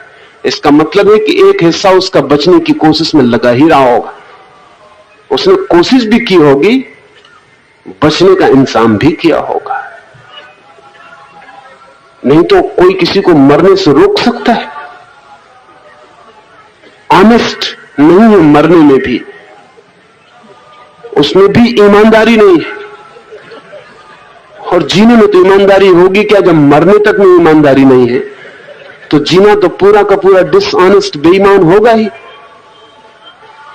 जब मैंने उन मित्र को कहा कि शर्म आनी चाहिए, 5 बार मर के तो मर ही जाना चाहिए था, एक ही बार में मर जाना चाहिए। और अब उनको लाया गया था कि वो 6वीं बार प्रयास कर रहे हैं। तो मैंने उनसे कहा अब और नाहक बदनामी होगी, अब मत प्रयास करो। वो बहुत चौंके, क्योंकि वो सोचते होंगे कि मैं उनको समझाऊंगा कि आत्महत्या मत करो। और उन्होंने कहा आप आदमी कैसे? मुझे जिसके पास भी ले जाया गया उसने मुझे समझाया कि बहुत बुरा काम।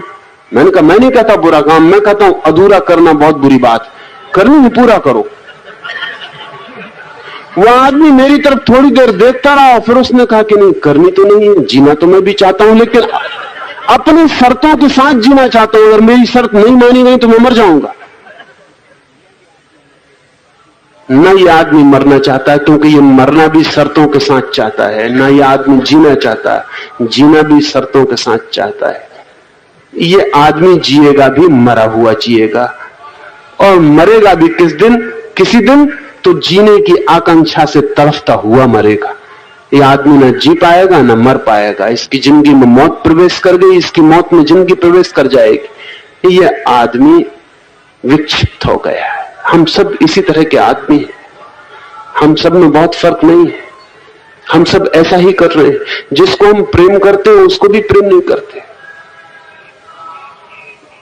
सांझ क्षमा मांगते हैं, सुबह तलाक देने का विचार करते हैं मन में, फिर दोपहर पश्चाताप करते हैं, सांझ क्षमा मांगते हैं, सुबह फिर तलाक देने का विचार करते हैं।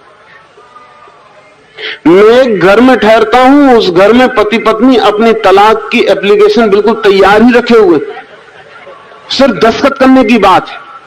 मैंने देखी अपने आंख से, क्योंकि पति ने मुझे दिखाई कि कई दफे ऐसी हालत हो जाती है कि बस दस्तखत कर दो, वो तो पूरा तैयार रखे हुए।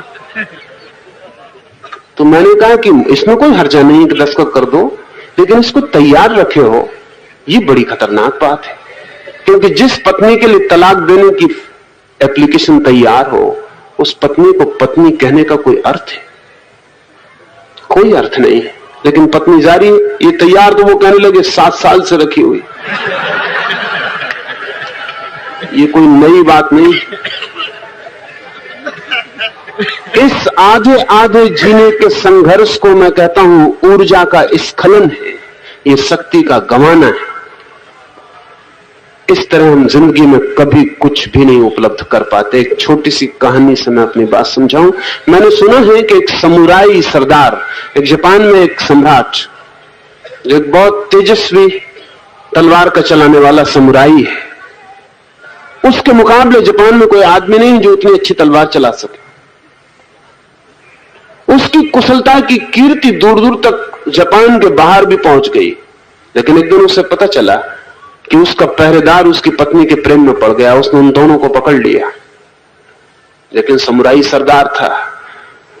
उसने कहा कि मन तो मेरा करता है कि तेरी गर्दन काट दूं, लेकिन नहीं, तूने भी प्रेम किया है मेरी पत्नी को, इसलिए उचित यही होगा कि ये तलवार एक तू ले ले और एक मैं लेता हूं, हम दोनों युद्ध में उतर जाएं, जो बच जाए वही मालिक हो। उस पहरेदार ने कहा कि मालिक आप ऐसे ही गर्दन काट दें तो अच्छा, ये खेल आप क्यों करते? गर्दन मेरी ही कटेगी, क्योंकि मैं तो तलवार पकड़ना भी नहीं जानता, और आप जैसा तलवार चलाने वाला आदमी शायद पृथ्वी पर दूसरा नहीं है। तो आप तलवार से लड़ने का मुझे जो मौका दे रहे हैं, नाहक मखौल और मजाक क्यों करते हैं? तलवार से मेरी गर्दन ऐसे ही काट दें। तलवार से गर्दन तो मेरी ही कटेगी, क्योंकि मैं तो तलवार चलाना नहीं जानता। लेकिन उस समुराई सैनिक ने कहा कि वो मेरी इज्जत के खिलाफ होगा कि कभी कहा जाए कि मैंने तुझे बिना मौके के तेरी गर्दन काट दी। तलवार संभाल और मैदान में उतर। कोई रास्ता न था। वो गरीब बेचारा डरता हुआ तलवार हाथ लेके मैदान में उतरा। गांव इकट्ठा हो गया, खबर फैल गई। सारे लोग जानते हैं कि वो गरीब आदमी मर जाएगा, क्योंकि उससे तो एक हाथ भी बचाना मुश्किल है। वो इतना कुशल कारीगर है, वो इतना कुशल तलवारबाज है। लेकिन हालत उल्टी हो गई। हालत यह हुई कि जब उस पहरेदार ने तलवार चलानी शुरू की तो उस राजा के छक्के छूट गए। छक्के इसलिए छूट गए कि वो तलवार बिल्कुल बेढंगी चला रहा था, उसको चलाना आता ही नहीं था। उससे बचाव मुश्किल मालूम पड़ा, और वो इतनी पूर्णता से चला रहा था क्योंकि उसके जीवन मरण का सवाल था। राजा के लिए तो खेल का मामला था, जानता था अभी काट देंगे, लेकिन उसकी जीवन मृत्यु का सवाल था। तलवार और वो आदमी एक ही हो गया। राजा ने घुटने टेक दिए और कहा कि मुझे माफ कर, लेकिन तू ये कर क्या रहा है? बामुश्किल उसको रोका जा सका। उसने सामने दरख्त था, उसको काट डाला तलवार से। वो इतने एक हो गया। राजा तो हट गया, घुटने टेक दिए, लेकिन उसमें जो ऊर्जा जग गई थी, उसने जब तक दरख्त नहीं काट डाला, बिल्कुल बामुश्किल उसको रोका जा सका। और जब उससे पूछा कि तुझे हो क्या गया, तुझ में कहां से ये शक्ति आ गई, उसने कहा जब मैंने सोचा कि मरना ही है तो एक दफे चला के ही मर जाना चाहिए। अब मरना ही पक्का है, अब जीने का कोई उपाय नहीं। तो मैं पहली दफे जिंदगी में इंटीग्रेटेड हो गया, पहली दफे इकट्ठा हो गया। मैंने कहा अब कोई सवाल नहीं, मौत सामने खड़ी है, एक मौका है, जो भी मैं कर सकता हूं कर डालूं। तो मुझे ना आगे का ख्याल रहा, ना पीछे का ख्याल रहा, न मुझे पत्नी का, राजा का ख्याल रहा, ना अपनी प्रेयसी का ख्याल रहा। फिर तो धीरे धीरे मुझे ये भी पता नहीं रहा कि मेरा हाथ कहां खत्म होता है और तलवार कहां शुरू होती। और जब तुम चिल्लाने लगे रुको रुको, तो मुझे समझ नहीं पड़ता था कि कौन रुके, किसको रोक रहे हो। ये आदमी टोटल हो गया। उस सम्राट ने कहा कि आज मुझे पहली दफे पता चला कि सबसे बड़ी कुशलता टोटल एक्शन है। मैंने बड़ी कुशलता पाई, लेकिन मैं टोटल नहीं हूं, क्योंकि मेरे लिए एक कला है, एक आर्ट है। मैं चलाता हूं, लेकिन मैं अलग हूं। और पूरे वक्त मैं देख रहा हूं कि चोट तो नहीं लग जाएगी, कैसे बचूं, कैसे ना बचूं। उसने कहा बचने ना बचने का तो सवाल ही नहीं था मेरे लिए। इतना ही सवाल था कि तुम्हें भी पता चल जाए कि तलवार चलाई गई, तुमने ऐसे नहीं मारा, नहीं तो लोग तुम्हारी इज्जत को नाम धरेंगे। तो मैंने कहा कि अब मैं पूरा चला ही लूं, 2-4 छंक ली, जो मौका है। ये टोटल एक्शन से मेरा मतलब है। कृष्ण ने योग को कुशलता कहा है। ये तलवार चलाने वाला बिल्कुल अकुशल आदमी एकदम कुशल हो गया। क्यों? क्योंकि योग को उपलब्ध हो गया। योग शब्द का मतलब है टोटल, जोड़। जब कोई आदमी भीतर पूरा जुड़ जाता है तो योग उपलब्ध होता है, इंटीग्रेटेड, संयुक्त, संश्लिष्ट। जब भीतर कोई खंड नहीं होते, प्रेम करता है तो प्रेम करता है, क्रोध करता है तो क्रोध करता है, दुश्मन है तो दुश्मन है, मित्र है तो मित्र है। जब कोई आदमी किसी भी कृत्य में पूरा होता है तब उसकी शक्ति नहीं खोती। और ये बड़े मजे की बात है कि अगर कोई आदमी कृत्यों में पूरा हो जाए तो क्रोध धीरे धीरे असंभव हो जाता है, क्योंकि तब क्रोध पूरा जला देता है, झुलसा देता है। तब घृणा मुश्किल हो जाती है, क्योंकि घृणा पॉइजन हो जाती है। सब पूरे शरीर के रंग रोंगे में फपोले छूट जाते हैं उसके जहर के। तब शत्रु होना मुश्किल हो जाता है, क्योंकि शत्रुता आत्मघात प्रतीत होती है, अपनी छाती में छुरा भोंकना प्रतीत होती है। हम तभी तक क्रोधी हो सकते हैं जब तक हम अधूरे काम कर रहे हैं।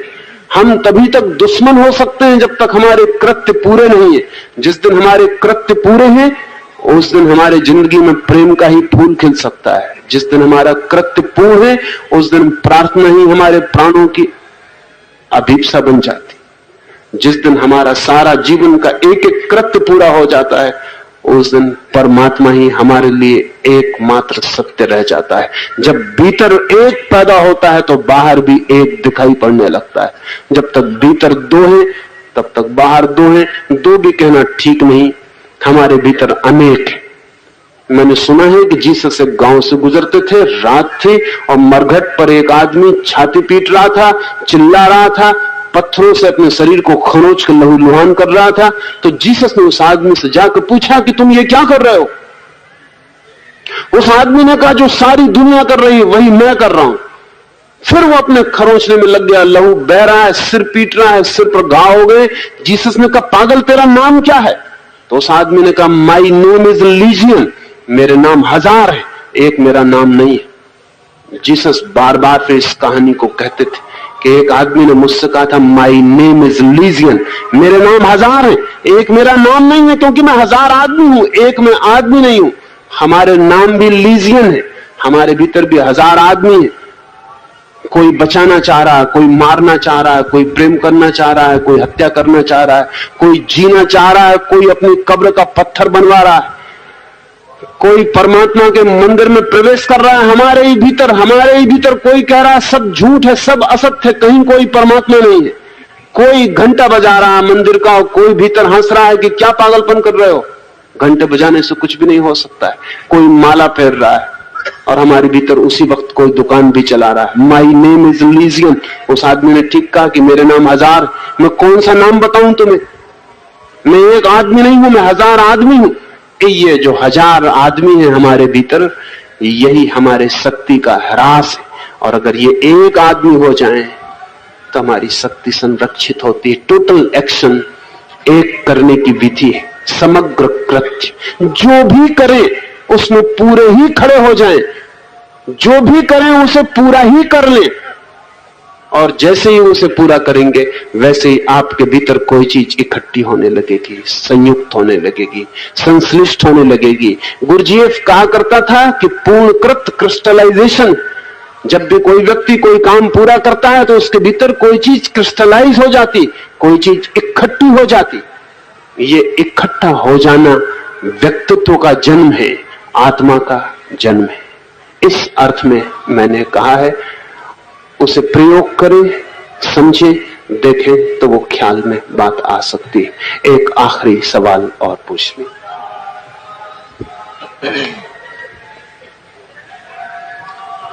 आचार्य श्री, यौन ऊर्जा के संचय व ऊर्ध्वीकरण के संबंध में आहार रसायन डाइट केमिस्ट्री पर भी कुछ प्रकाश डालने की कृपा करें।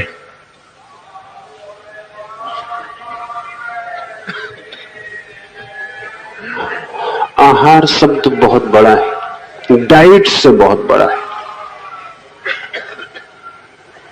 पहले आहार शब्द को समझ लें, फिर हम थोड़ी सी बात करें। आहार का मतलब है जो भी हम बाहर से भीतर लेते हैं वो सब आहार है। आंख से देखते हैं एक सुंदर फूल को तो आहार हो रहा है, आंख सौंदर्य का आहार कर रही है। कान से सुनते हैं एक संगीत को, आहार हो रहा है। कान ध्वनियों को आहार कर रहा है। किसी के शरीर को स्पर्श करते हैं, हाथ आहार ले रहा है। किसी की सुगंध नासापुटों को छू लेती है, नाक आहार कर रही है। पूरा शरीर आहार कर रहा है। रोआ रोआ श्वास ले रहा है, रोआ रोआ स्पर्श ले रहा है। पूरा शरीर ही हमारा आहार यंत्र है। हमारी सारी इंद्रियां बाहर के जगत को भीतर ले जा रही हैं, लेकिन हम सिर्फ भोजन को आहार समझते हैं, उससे भूल होती। काम ऊर्जा के ऊर्ध्वीकरण के लिए समस्त आहार को समझना जरूरी है, क्योंकि हो सकता है भोजन आपने बिल्कुल ऐसा लिया हो जो काम ऊर्जा को नीचे न ले जाकर ऊपर ले जाने में सहयोगी हो, लेकिन आंख ने ऐसे दृश्य देखे हो जो काम ऊर्जा को नीचे ले जाए, और कान ने ऐसी ध्वनियां सुनी हो जो ऊर्जा को नीचे ले जाएं, और शरीर में ऐसे स्पर्श किए हो जो ऊर्जा को नीचे ले जाएं। तो आहार के पूरे पर्सपेक्टिव को देख लेना जरूरी है। आंख से भी हम भोजन ले रहे हैं, कान से भी हम भोजन ले रहे हैं, नाक से भी हम भोजन ले रहे हैं, मुंह से भी हम भोजन ले रहे हैं, रोए रोए के स्पर्श से भी हम भोजन ले रहे हैं। 24 घंटे हम भोजन कर रहे हैं। बाहर के जगत से बहुत कुछ हम में प्रवेश हो रहा है। ये जो प्रवेश हम में हो रहा है, इसके परिणाम होंगे स्वभावतः। हम जो भी इकट्ठा कर रहे हैं शरीर में, वो कुछ काम करेगा। अगर एक आदमी ने शराब पी ली है तो उसका सारा व्यक्तित्व दूसरा होगा। उसके सारे व्यक्तित्व से मूर्छा छा जाएगी। वो काम करने लगेगा जो मूर्छा में संभव है। एक आदमी ने शराब नहीं पी है तो वो काम नहीं कर सकेगा जो मूर्छा में ही हो सकते। हम जो भी भोजन ले रहे हैं वो सब परिणाम लाएगा, उसके परिणाम आते ही रहेंगे। मुसोलिनी के पास एक भारतीय संगीतज्ञ पंडित ओंकारनाथ मिलने गए थे। उन्होंने मुसोलिनी ने निमंत्रण दिया था, इटली गया था संगीतज्ञ, तो उन्होंने उन्हें भोजन पर निमंत्रण किया था। तब मुसोलिनी ताकत में था। उसने पंडित ओंकारनाथ से भोजन करते वक्त ये कहा कि मैंने सुना है कि कृष्ण बांसुरी बजाते थे,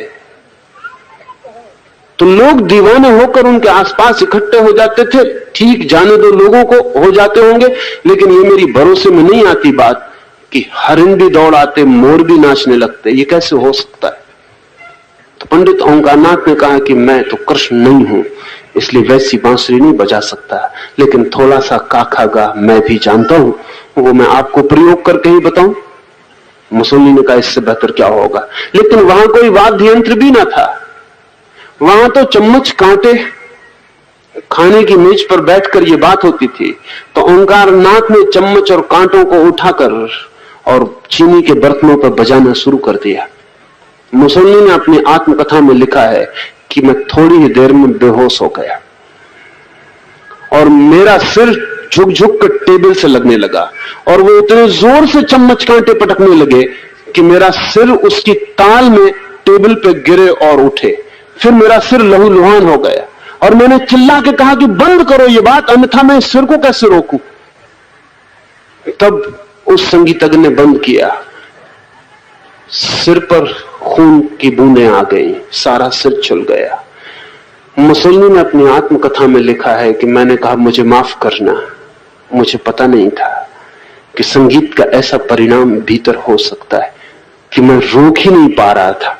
शरीर अवश हो गया, सिर मेरे हाथ के बाहर हो गया और मुझे ऐसा लगा कि अब तो मैं मर जाऊंगा, क्योंकि मैं कोशिश करूं कोई उपाय नहीं। जितनी कोशिश करूं सिर उतने ही जोर से जाके और टेबल से टकराने लगा। ओंकारनाथ ने कहा मेरी कोई हैसियत नहीं, कृष्ण के बाबत मैं कोई वक्तव्य दूं ये ठीक नहीं, लेकिन इतना हो सकता है तो उतना भी हो सकता है। इस्लाम ने संगीत को वर्जित किया, इसलिए नहीं कि संगीत अनिवार्य रूप से काम ऊर्जा को नीचे ले जाता है, लेकिन संगीत के जितने प्रकार प्रचलित हो उसमें से 99% काम ऊर्जा को नीचे की तरफ ले जाने वाले। शायद 1% संगीत मुश्किल से जगत में बचा है जो ऊर्जा को ऊपर ले जाए। वो भी खोता जा रहा है, उसका भी कोई उपाय बचाने का नहीं दिखाई पड़ता। वैसे सूफी फकीरों के नृत्य हैं जिनको देखते देखते देखने वाले ध्यानस्थ हो जाएं।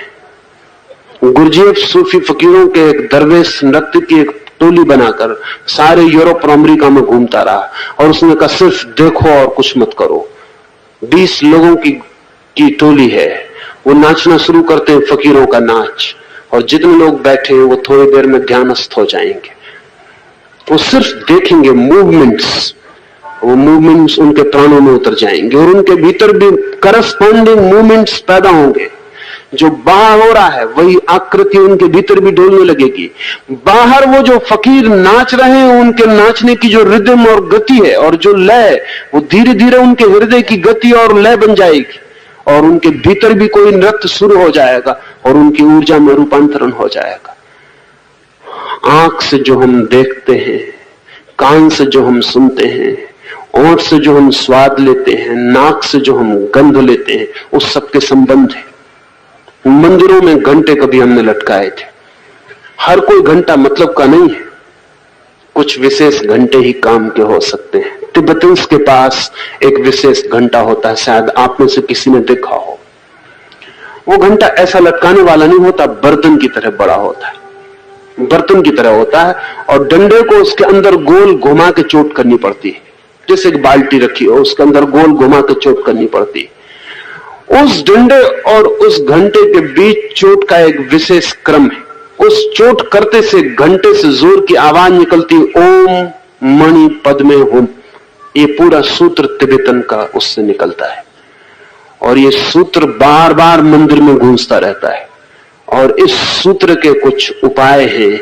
ये सूत्र हमारे भीतर जाकर कुछ चक्रों पर चोट करना शुरू कर देता है और उन चक्रों की शक्ति ऊपर की तरफ उठनी शुरू हो जाती है। ओम का वो उपयोग भीतर उसकी गूंज शक्ति को ऊपर ले जाने के लिए थी। अकेले ओम का ही नहीं, मुसलमान कहते हैं अमीन, वो ओम का ही रूप है। क्रिश्चियन भी कहते हैं अमीन, वो ओम का ही रूप है। अंग्रेजी में शब्द है ओमनीसाइंट, ओमनीपोटेंट, ओमनीप्रेजेंट, वो सब ओम से ही बने हुए शब्द हैं। ओमनीसाइंट का मतलब है जिसने ओम को देख लिया। ओम का मतलब है विराट ब्रह्म। ओमनीप्रेजेंट का अर्थ है जो ओम के साथ मौजूद हो गया।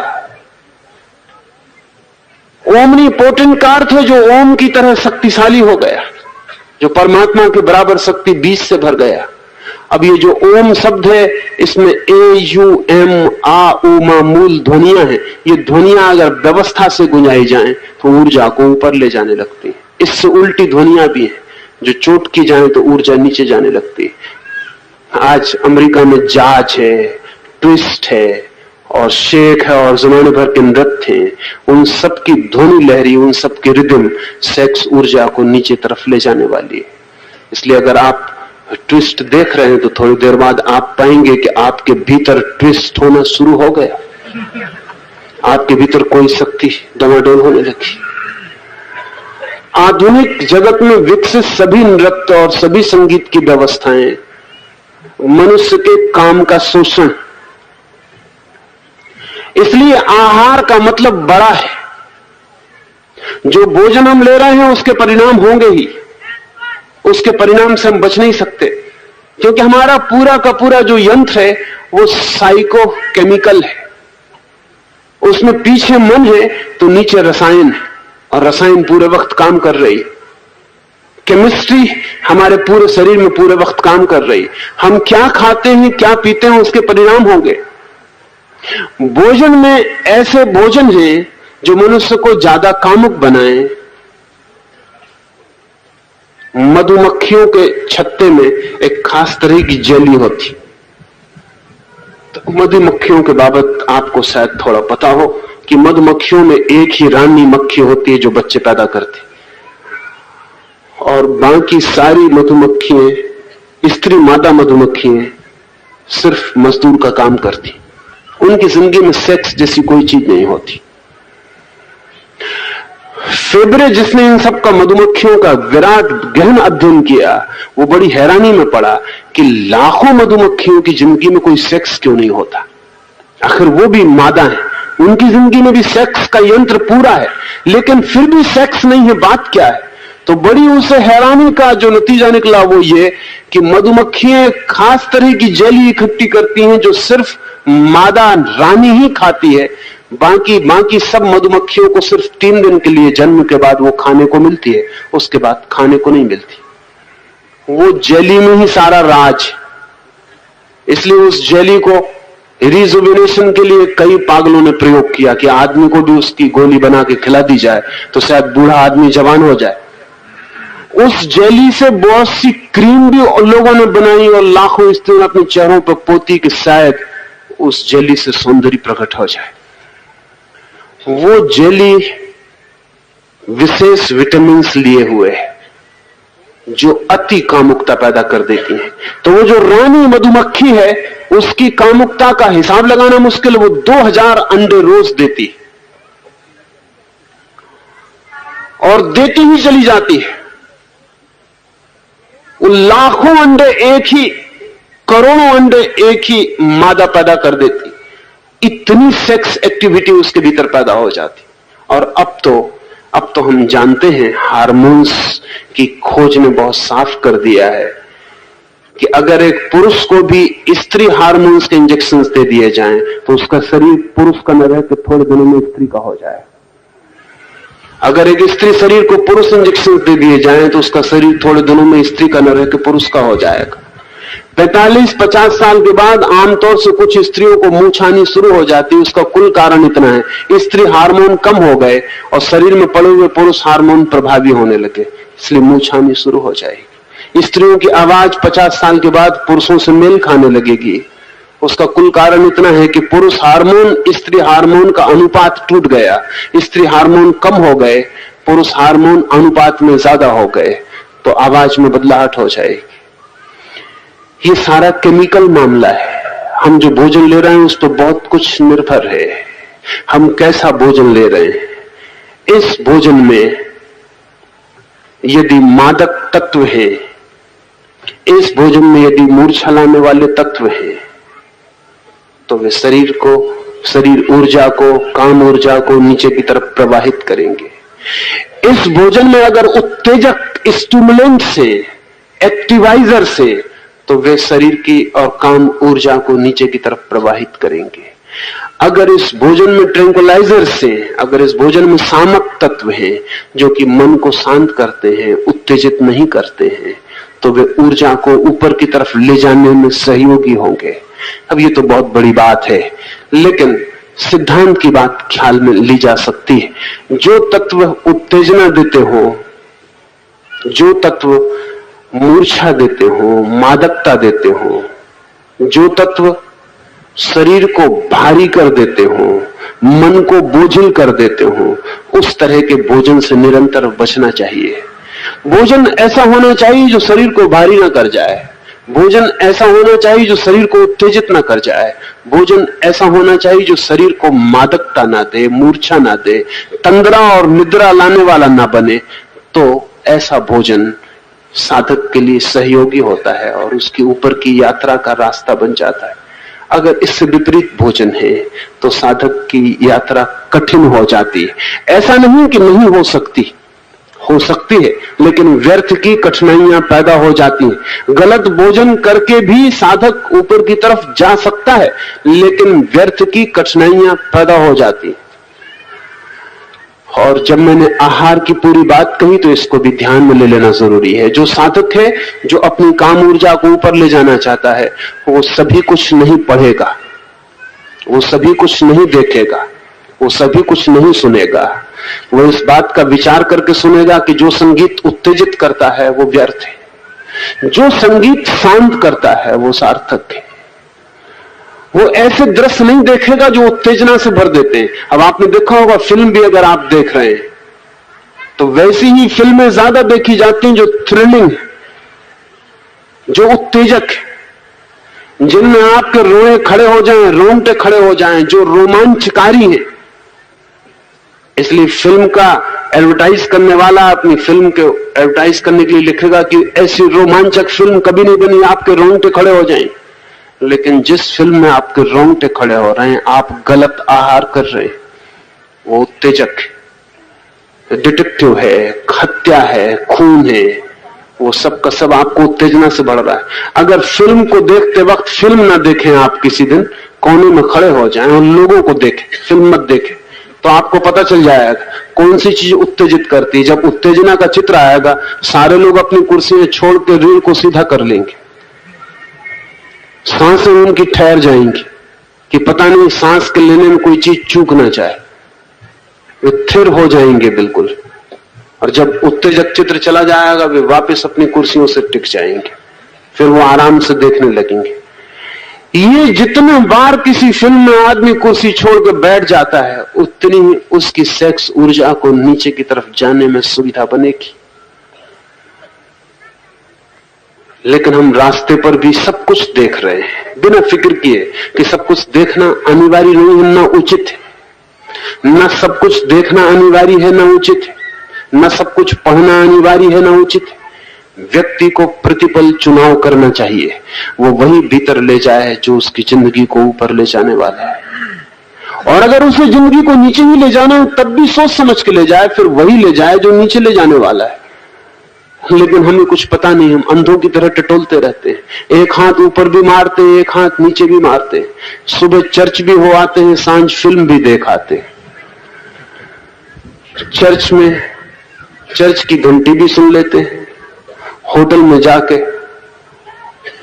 नृत्य भी देख आते हैं। हम इस तरह अपनी जिंदगी को अपने हाथ से काटते रहते हैं, इस तरह हम अपनी जिंदगी को दोनों तरफ फैलाए रहते हैं, कहीं भी नहीं पहुंच पाते। निर्णय चाहिए, नीचे जाना है तो जाएं और पूरे नरक तक छू के लौटे, लेकिन तब भी व्यवस्था चाहिए, तब भी साधना चाहिए। तब फिर ऊपर की बातों को छोड़ दें, फिर चर्च की तरफ भूल के ना देखें, फिर मंदिर की तरफ मुड़ के भी ना जाएं, फिर कभी गीता से कोई संबंध न बनाएं, फिर साधु से बचें, फिर इनको भूल जाएं कि दुनिया में है। फिर ये बुद्ध, महावीर, कृष्ण, इनका नाम भी ना ले, क्योंकि ये ठीक लोग नहीं है, आपकी यात्रा में बाधा बनेंगे। आपको नरक जाना है, अपनी गाड़ी पकड़ें और अपनी गाड़ी पे मजबूती से रुके रहें। लेकिन आदमी अजीब है, एक पांव नरक की गाड़ी पर रखे रहता है, एक पांव स्वर्ग की गाड़ी पर रखे रहता है, कहीं भी नहीं पहुंच पाता है। उसकी सारी जिंदगी घसीटन बन जाती है, वो यहां से वहां तक घसीटता रहता है। आदमी ऐसी बैलगाड़ी है जिसमें दोनों तरफ बैल जोत दिए, वो दोनों तरफ खींचते रहते हैं। कभी ये बैल थोड़ा खींच लेता है, फिर मन पछताता है कि नरक चूक गया, थोड़ा इस तरफ चले, फिर थोड़ा नरक की तरफ गए कि फिर मन पछता गया कहीं स्वर्ग न चूक जाए, थोड़ा उस तरफ चले, और सारी जिंदगी ऐसे ही बीत जाती है। बैलगाड़ी कहीं पहुंच नहीं पाती, अस्थि पंजर ढीले हो जाते हैं और बैल मर जाते हैं। फिर नई दुनिया, फिर नई जिंदगी, फिर वही काम हम शुरू करते हैं पुरानी आदत से। निर्णय करें कहां जाना है, निर्णय करें क्या होना है, निर्णय करें क्या पाना है, निर्णय करें क्या लक्ष्य, क्या दिशा है, क्या आयाम, फिर उस निर्णय के अनुसार चुनना शुरू करें। उस निर्णय के अनुसार जिंदगी में सब बदलें, आंख, कान, मुंह, हाथ, सबको बदलें। फिर वही स्पर्श करें जो परमात्मा की तरफ ले जाने वाला हो, फिर वही सुने जिसकी झंकार प्राणों को छुए और ऊपर उठाए, फिर वही खाएं जो जीवन को ऊंचा उठाता है, हल्का करता है, फिर वही देखें जो आंखों में दिया बन जाता है और अंधेरे को दूर करता है। फिर सब कुछ बदल रहे हैं। मंदिर में भी एक सुगंध है, मुसलमान फकीरों ने कुछ सुगंधें चुनी थी, इस मुल्क में भी हिंदू सन्यासियों ने कुछ सुगंधें चुनी थी। उन सुगंधों का कुछ आधार है, उनका कुछ कारण। जब आदमी किसी गहरे ध्यान में पहुंचता है तो अक्सर जैसे चंदन की गंध होती है, ऐसी गंध से भर जाता है। इसलिए फिर मंदिर में हमने चंदन को जलाना शुरू किया कि शायद ये गंध किसी के भीतर की गंध को चोट करे और स्मरण दिला दे। जब कोई आदमी ध्यान की किसी स्थिति में पहुंचता है तो ऐसी गंध से भर जाता है जिससे लोभान की गंध होती। इसलिए मुसलमान फकीरों ने लोभान को चुना कि शायद लोभान की गंध किसी के भीतर की सोई हुई गंध को चोट मार दे और उठा दे। ये सब कुछ चुनाव है, ये सब अकारण नहीं, उस सब के पीछे कारण है। एक छोटी सी बात अपनी बात में पूरी करूं। मुझे कल पूछा किसी मित्र ने जाते वक्त कि आपने गैरिक वस्त्र क्यों चुना सन्यासी के लिए? कारण है उसका, जैसे जैसे चित्त शांत होता है भीतर, वैसे वैसे सूर्योदय का प्रकाश भीतर फैलना शुरू हो जाता है। वो गैरिक होता है। वो गेरुए वस्त्र बाहर से उस भीतर के रंग को चोट करते रहे, इसलिए गैरिक वस्त्रों के चुनाव का अर्थ है वो रोज रोज देखता रहे, उठाए पहने सोए उठे देखता रहे, तो शायद उसके भीतर जो सोया हुआ रंग है एक नए सूर्योदय का, वो जो ध्यान में कभी प्रकट होता है।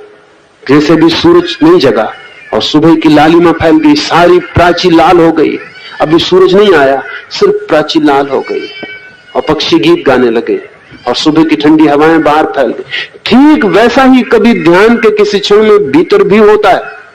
उस रंग को देखकर ही इस बाहर के रंग को किसी ने चुन लिया था, दूसरे रंग भी चुने गए हैं, वो भी भीतर देखे गए रंग है,